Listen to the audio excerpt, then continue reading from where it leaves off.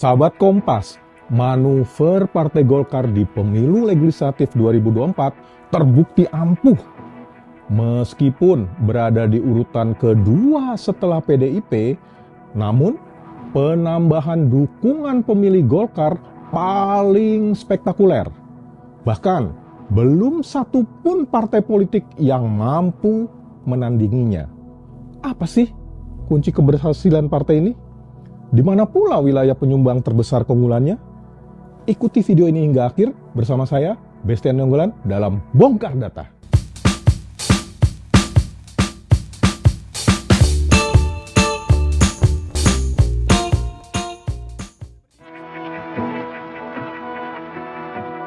Pemilu kali ini menjadi arena pembuktian kepiawaian Golkar dalam berstrategi politik.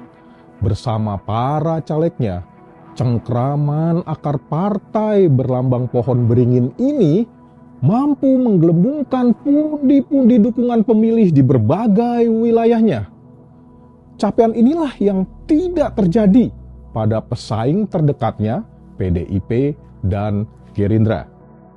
Pemilu kali ini sebanyak 23.208.654 suara atau 15,29% suara diraih Beringin. Ia terpaut 1,43% dari Partai Banteng Moncong Putih.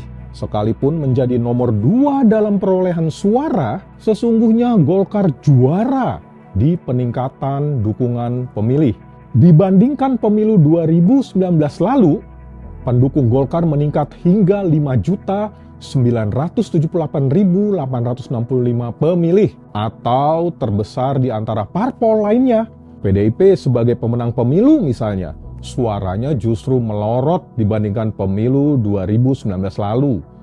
Banteng ditinggal sekitar 2.116.683 pendukungnya. Di posisi ketiga, kesuksesan Gerindra mengantarkan pimpinannya Prabowo Subianto menang dalam Pilpres belum dibarengi kemampuan menandingi prestasi Golkar.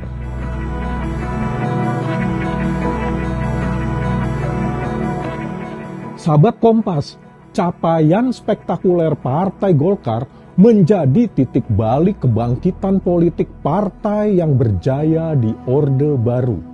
Golkar rebound. Buktinya, sebagian besar wilayah mulai menguning. Capaian spektakuler Golkar kali ini menjadi titik balik dari penurunan dukungan dalam beberapa pemilu terakhir. Sebelumnya, puncak kejayaan Golkar sepanjang era liberalisasi politik terjadi pada pemilu 2004 lalu. Saat itu, sebanyak 24.480.757 pemilih dikuasai. Posisi puncak kala itu direbut Golkar dari PDIP.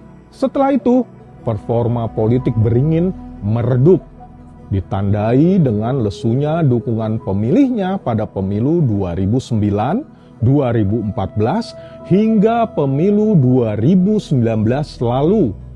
Pantang surut, 2024 ini Golkar bangkit di banyak wilayah. Dukungan tidak hanya datang dari Sulawesi dan sebagian Sumatera, namun meluas Kalimantan hingga merambah ke Jawa Barat mulai menguning. Pada setiap kawasan tersebut dijumpai kantong-kantong dukungan Golkar yang kokoh. Menguningnya Jawa Barat mencontohkan kepiawaian Golkar bersama para calegnya menguasai provinsi yang menjadi lumbung suara terbesar di negeri ini. Sebanyak 8 dari 11 arena pertarungan di Jabar dikuasai Golkar. Sebelumnya, Golkar takluk di Jawa Barat. Semakin agresifnya Gerindra dan PDIP di Jabar membuat banyak kantong suara Beringin tumbang. Kalaupun unggul, Golkar hanya mampu mempertahankan satu daerah pemilihan, yaitu Dapil 8 Jabar meliputi Kabupaten Indramayu dan Cirebon. Di tahun rebound ini justru Golkar hanya menyisakan 3 dari 11 daerah pemilihan di Jabar. Kombinasi caleg baru dan para petana Golkar yang datang dari beragam latar belakang terbukti sukses memikat pemilih Jabar. Kehadiran Atalia Praratya misalnya mampu meraup dukungan 234.065 pemilih. Atalia yang juga istri Ridwan Kamil ini menjadi penyumbang suara terbesar Golkar di Jabar. Terdapat pula sosok Ade Ginanjar yang sebelumnya menjadi anggota DPRD. Kali ini meluncur ke Senayan setelah mendulang 216.938 suara.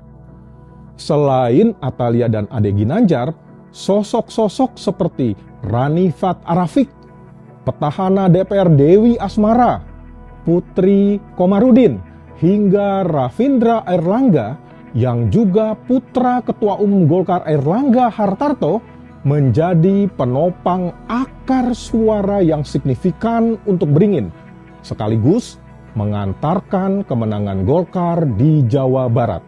Sahabat Kompas, keberhasilan Golkar menguningkan kembali sebagian wilayah negeri ini mempertinggi posisi tawar Golkar dalam perpolitikan mendatang. Golkar kini berada di atas angin. Tidak heran, semakin menguatnya beringin, siapapun penguasa ataupun yang hendak berkuasa di negeri ini bakal melirik Golkar.